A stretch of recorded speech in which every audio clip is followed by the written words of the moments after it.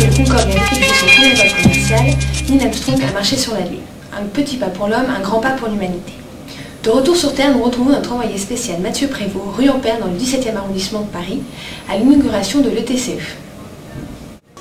Merci Alexandra, je me trouve donc à la rue Ampère devant l'école des techniciens du commerce extérieur en compagnie de Jean Mémon qui a disparu et des 25 élèves qui formeront la première promotion de cette école à laquelle on promet un grand avenir.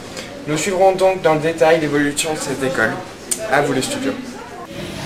Après l'intégration de la Grande-Bretagne, du Danemark et de l'Irlande dans la CE, c'est au tour de l'ETCE d'intégrer une troisième année à son cursus. Nous sommes en direct avec Laetitia Giraud qui se trouve au Bouquet Wagram. En effet, Alexandra, je me trouve au Bouquet Wagram avec les profs et élèves de l'ETCE qui fêtent la nouvelle année ajoutée à leur cursus. L'ambiance est assez festive et après avoir discuté avec Jean Mémon, il paraîtrait que cette école ne s'arrête pas là et il espère pouvoir la tourner en une véritable école tournée vers l'international. Bonjour, 1979 restera une année primordiale dans l'avancée du combat pour la parité homme-femme, puisqu'aujourd'hui, Simone Veil a été élue présidente du Parlement européen pour la première fois élue au suffrage universel. Tout de suite, Laurence nous donne les nouvelles de l'ESC. En effet, c'est une grande année, puisque l'ESCE confirme son statut de leader dans la formation au commerce extérieur.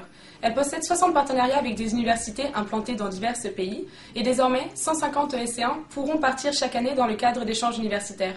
Nous nous rappellerons donc de cette année comme celle du changement, tant dans le monde qu'à l'ESCE. Revenons au monde. Cette décennie est aussi marquée par un événement de taille, aussi inattendu qu'extrêmement heureux. Yannick Noah gagne Roland-Garros en cette année 1983 et espérons que ce succès marque le début d'une période prospère pour la Fédération française de tennis. C'en est une en tout cas pour le SCE, n'est-ce pas Léa? Oui Iris, nous sommes aujourd'hui le 11 décembre 1978 et c'est une date majeure dans l'histoire de l'école. En effet, l'ESTCE, l'École supérieure des techniciens du commerce extérieur, devient l'ESCE, l'École supérieure du commerce extérieur. Et l'ESCE réaffirme ainsi son ancrage à l'international.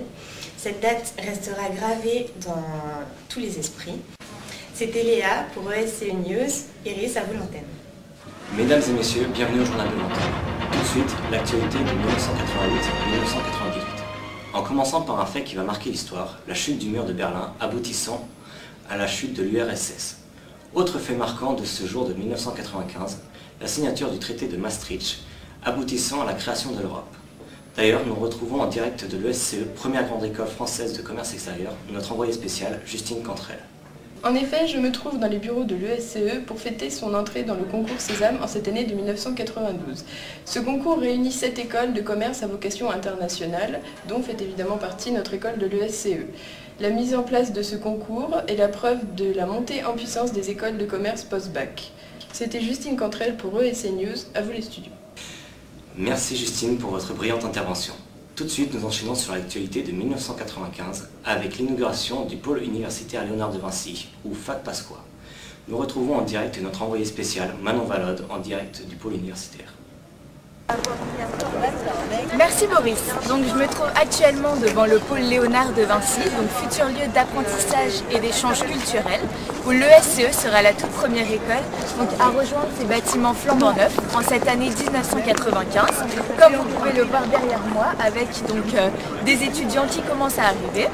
Donc c'était Manon pour ESCE 10. Merci de nous avoir suivis tout au long de ce journal riche en émotions. À demain et au revoir.